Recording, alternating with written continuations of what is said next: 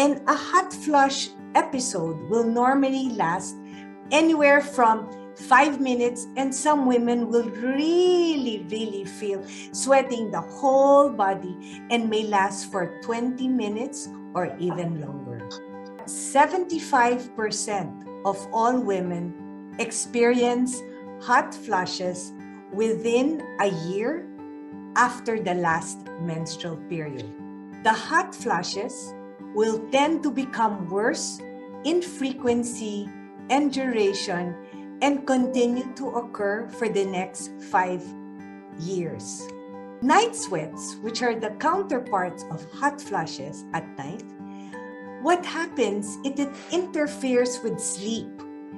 While it is a myth that menopause itself makes women irritable, okay? Sinasabi nila, irritable, masungit ang mga nagme-menopause. Guilty ako dyan.